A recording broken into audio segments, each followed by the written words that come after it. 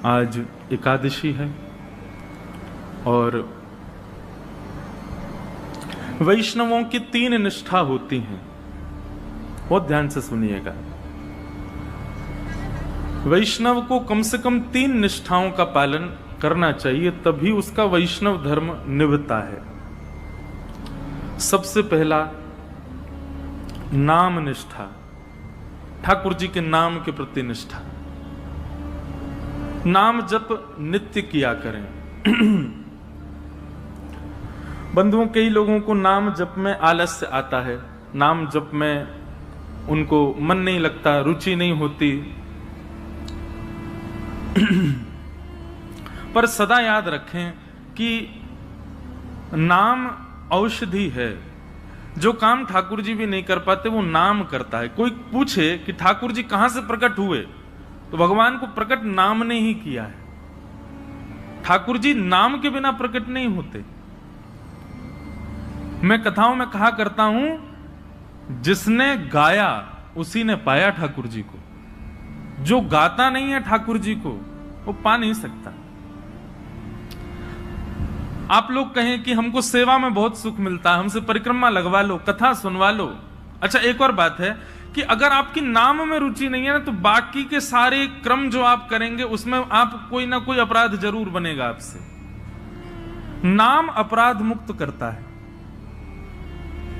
क्योंकि बहुत बड़ी बात है कि जब आप ठाकुर जी का नाम गाते हैं ना, तो स्वयं श्री जी आकर के आपके सब अपराधों को क्षमा करने का पूर्ण प्रयास करती हैं। एवं श्री जी की कृपा से आपसे फिर अपराध नहीं बनता। सेवा का या जो भी अपराध के नियम हैं, वो सब अपराध नहीं बनते। श्री जी का नाम गाते हैं तो फिर ठाकुर जी पूरी जिम्मेवारी रखते हैं कि भाई ये नाम गाता रहे, उसके लिए इसके जितने भी अपराध इससे बनते हैं वो सब संभालो, इसकी बुद्धि सुदृढ़ करो। नाम का बहुत महत्व है, इसलिए धीरे धीरे प्रारंभ करो। पहले 11 नाम जपो, फिर 21 कर दो, फिर 51 करो, फिर 108 करो, और फिर एक समय ऐसा आए गिनती बंद करो। मैं ये बात अपनी कथा में हर जगह कहता हूं, नाम कभी नहीं गिनना चाहिए। ठाकुर जी का हम कितना जप करते हैं उसकी गिनती मत करो।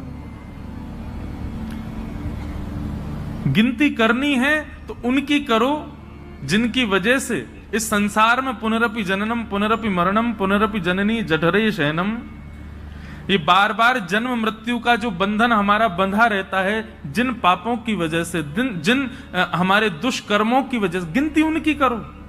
मानव का स्वभाव है, वो दूषित कर्मों को छुपाता है, अच्छाइयों को प्रकट करता रहता है। उल्टा होना चाहिए। अपने द्वारा किए गए श्रेष्ठ कर्मों को छुपाइए। नाथ द्वार दर्शन करके आए तो तब तक चैन नहीं पड़ेगा जब तक आप 10 लोगों को बता नहीं दो हम नाथ द्वारा गए। वृंदावन गए, वृंदावन में जाकर के संतों को भोजन कराया तो तब तक चैन नहीं पड़ेगा जब तक पूरे व्हाट्सएप के ग्रुप उन सब में भेज नहीं दो वृंदावन में हमने संत सेवा करी। कभी किसी का हृदय दुखा करके व्हाट्सएप पे मैसेज भेजते हो, बोल मैंने इतने लोगों का आज हृदय दुखाया। आज पत्नी को बहुत सुनाई मैंने, वो बेचारी रो रही है, ये किसी को बताते हैं हम? नहीं।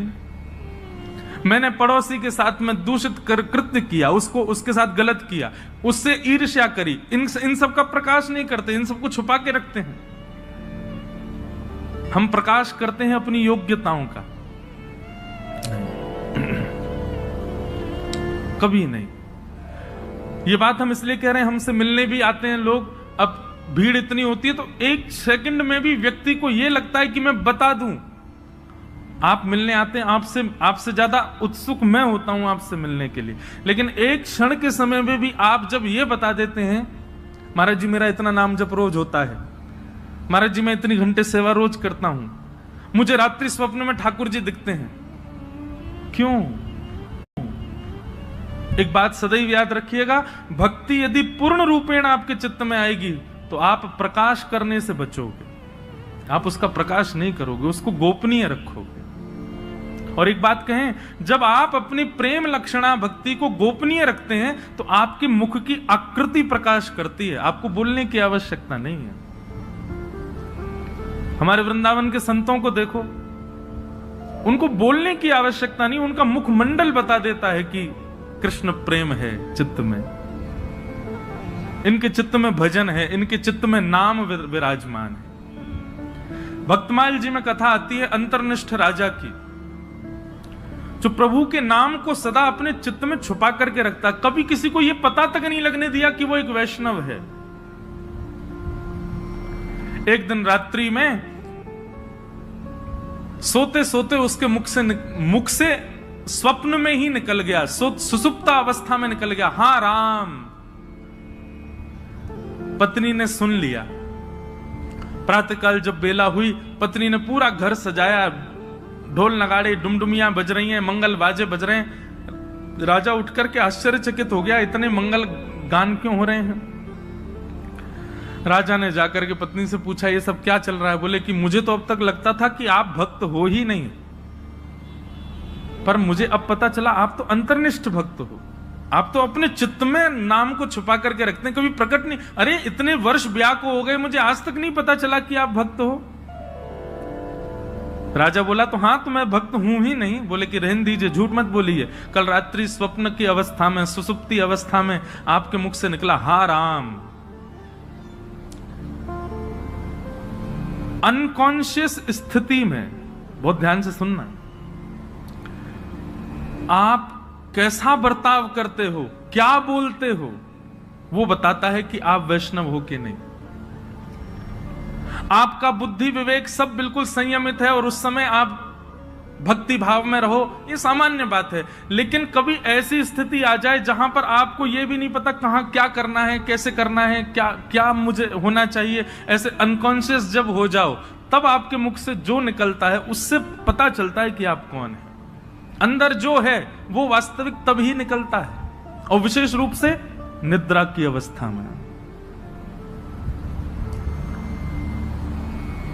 निद्रा की अवस्था में बंधुओं, नाम जब अपनी तीव्रता में पहुंच जाता है ना, तब व्यक्ति निद्रा में भी, जब जैसे अंगड़ाइयां लेते हैं या फिर हम करवट बदलते हैं तो मुख से स्वर निकलता है, लेकिन नाम जब अपनी तीव्र अवस्था में पहुंच जाता है तो निद्रा में भी श्री राधा, राम, कृष्ण, ये नाम ही प्रकट होता है मुख से।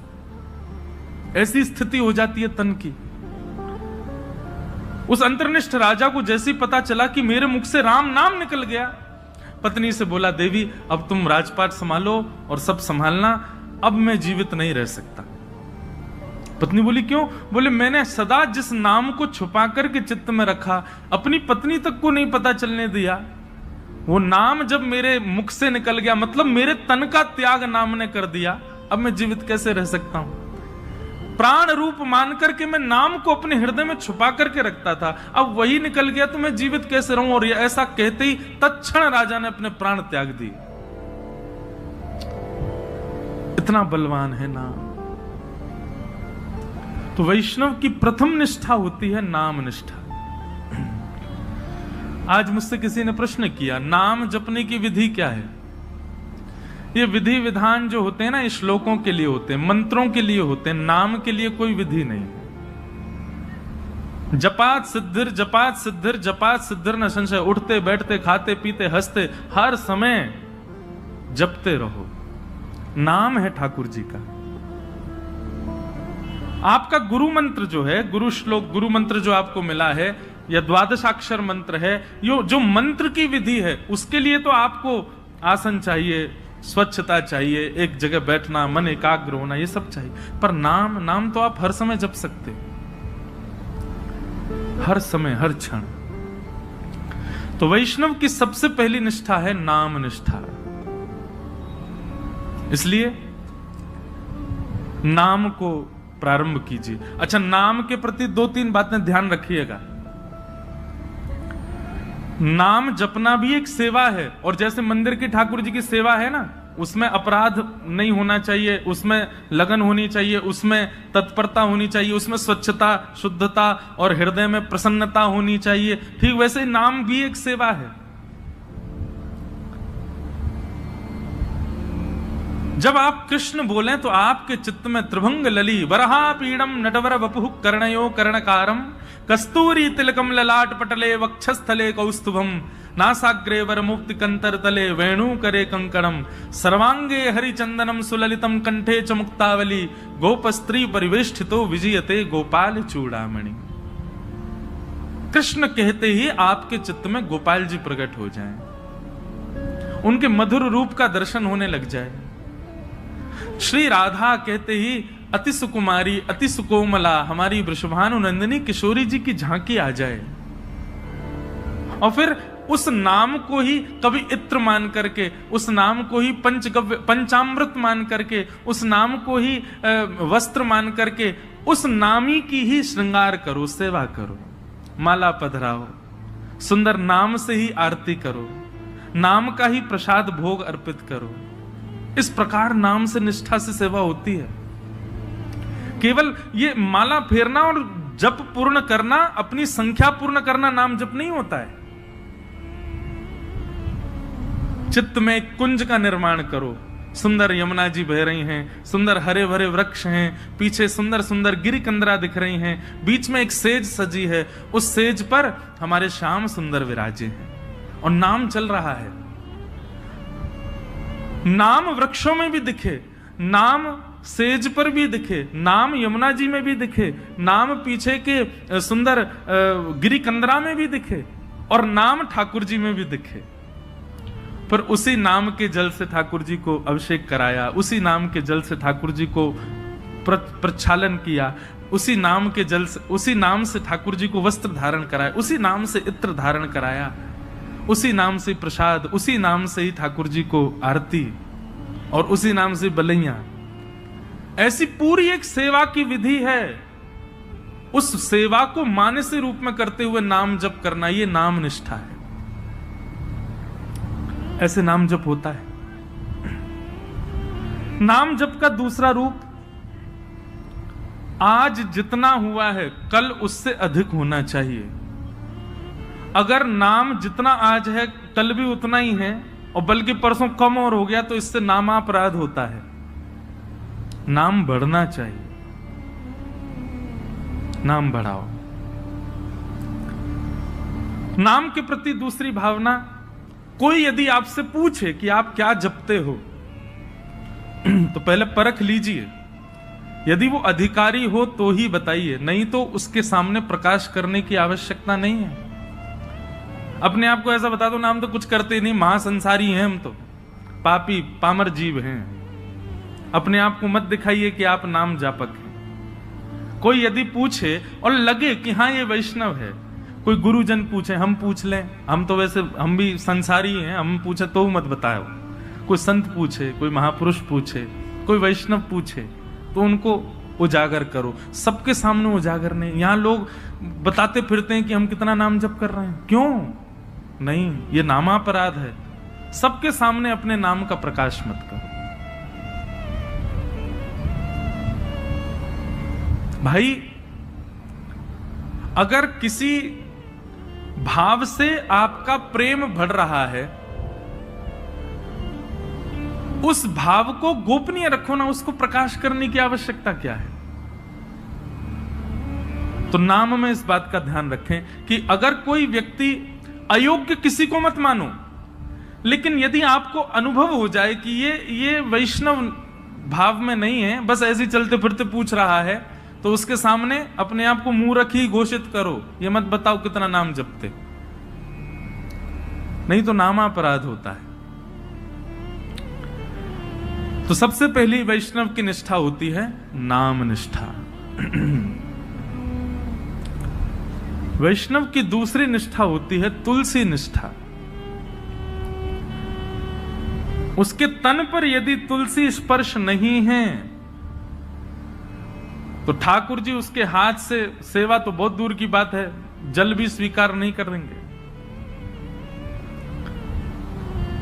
इसलिए आपके तन पर तुलसी स्पर्श होना बहुत आवश्यक है। यह वैष्णव की दूसरी निष्ठा है।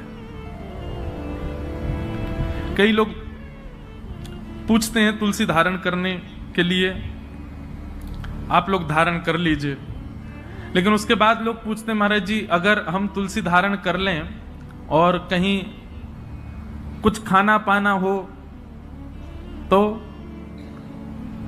तुलसी धारण करने के बाद में एक नियम का पालन आपको निश्चित रूप से करना है कि कुछ भी खान पान ऐसा नहीं करना जिससे तुलसी का अपराध बने। और यदि आपने कहीं गलती से तुलसी जी के धारण के पश्चात कुछ ऐसा खान पान किया है तो दूसरे दिन उन तुलसी जी को यमुना जी में पधराओ। आना पड़ेगा, भोपाल से वृंदावन ही आओ, तुलसी जी को पधराओ, क्षमा याचना करो, ब्राह्मण भोज कराओ, संतों के चरणों में प्रणाम करके क्षमा मांगो, फिर दूसरी तुलसी जी ठाकुर जी के चरणों में अर्पित करके फिर धारण करो। फिर ये वचनबद्ध हो जाना कि अब नहीं करेंगे। एक व्यक्ति मुझसे बोला, बोले महाराज जी जब खाते पीते हो उस समय उतार दें, खान पान करके फिर पहन लें। वाह, ऐसा नहीं करना है। मन में एक भाव आता है कि श्री तुलसी जी आपके कंठ में विराजमान होने के लिए अपने रूप का त्याग कर देती हैं। पौधे के रूप में होती हैं, वृक्ष के रूप में होती हैं। ठाकुर जी को सुख देने के लिए नवीन नवीन अपने अंदर पत्रों को प्रादुर्भाव करती हैं, ठाकुर जी की सेवा में जाएंगे। लेकिन आपके कंठ को सुशोभित करने के लिए और आपके तन के कल्याण के लिए वो अपने उस रूप का त्याग कर देती हैं, अपने आप को छिलवा देती हैं और उसके बाद माला बनकर के आपके गले में विराजमान होती हैं। इतना बड़ा त्याग तुलसी जी हमारे लिए करती हैं, हम उनके लिए ये सामान्य सी वस्तु नहीं छोड़ सकते। इसलिए तुलसी निष्ठा, तुलसी जी को धारण करो। तुलसी जी गले में धारण होने के बाद में जैसे ही आप कुछ भी पाते हैं, पहली बात तो प्रसाद ही पाएंगे। प्रसाद पाते ही जैसे ही कंठ से नीचे जाएगा, कंठ में तुलसी जी है, नीचे जाते ही उसमें जितने दोष होंगे सब समाप्त हो जाएंगे। तुलसी जी कंठ में धारण हैं और उस समय आपने जलपान किया तो जलपान जैसे ही तुलसी जी के यहां कंठ से नीचे गया, तुलसी जी का स्पर्श होते ही वो साक्षात श्री यमुना जी का, श्री गंगा जी का जल हो जाएगा, ठाकुर जी का चरणामृत हो जाएगा। अरे कहां तक कहें, आप स्नान करेंगे और जैसे ही जल अपने सिर पर डालेंगे, आपके मुख पर आकर के जल जैसे ही तुलसी जी का स्पर्श करके सर्वांगीण अंग पर जाएगा, वह भी दिव्य किसी पवित्र नदी का रूप धारण करके, उनके जल का रूप धारण करके आपके तन को पवित्र कर देगा। तुलसी निष्ठा। कई संप्रदायों में तुलसी जी का भाव ऐसा, धारण करो पर स्नान के समय मत करो। उसमें ऐसा भाव है कि तुलसी जी का जल चरणों में आ जाएगा। तो सब संप्रदायों के अलग अलग भाव हैं। कहीं पर ऐसा भाव है कि तुलसी जी का जल तन पे जाना चाहिए तभी पवित्र होंगे। तो अपने अपने गुरुजनों की प्रणाली के अनुसार आप उसका कर सकते हैं भाव। कई मन में भाव रखते हैं कि हम शौचाचार के लिए जाएं तब तुलसी जी को उतार दें। आपके भाव के ऊपर निर्भर करता है, आपका भाव कैसा है, उस अनुसार आप उसका पालन कर सकते हैं। नहीं तो शास्त्र और संतों की आज्ञा तो 24 घंटे आपके कंठ में तुलसी होनी चाहिए। तो दूसरी निष्ठा क्या है? तुलसी निष्ठा। और तीसरी और सबसे विशिष्ट निष्ठा एकादशी निष्ठा। वैष्णव को एकादशी व्रत निश्चित करना चाहिए। एकादशी के दिन अन्न में पाप का निवास होता है और उसके कारण एकादशी के दिन, अब यहां पर भी एक बात आ जाती है, भाव की बात आती है। देखो, भाव प्राधान्य जब हो जाती है ना बात, तो फिर वहां पर नियम नहीं चल पाते। बहुत ध्यान से सुनिए सब लोग। अब हमारे राधा वल्लभी है और हमारे हरिदासी वृंदावन के, वहां पर अधिकतर एकादशी नहीं मानी जाती। क्यों? उनका भाव ऐसा है कि भाई ठाकुर जी का भोग है, कल हमने ठाकुर जी को भोग लगाया, वो अन्न था जिसको हमने भोग लगाया, प्रसाद बन गया। अब आज एकादशी है, हम उस प्रसाद में फिर ये कर रहे हैं कि नहीं आज एकादशी, आज तो हम उसको पा ही नहीं सकते। तो ठाकुर जी का भोग, उसमें एकादशी पर अन्न कैसे हो सकता है? हम प्रसाद को अन्न कैसे मान सकते हैं? इसलिए कहीं ये भाव उत्पन्न ना हो, इसलिए कई हमारे आचार्य चरणों की प्रणाली में भाव से एकादशी का नहीं नियम माना जाता। पर आजकल के मॉडर्न जमाने में करवा चौथ भी नहीं रखती कई माताएं। क्यों?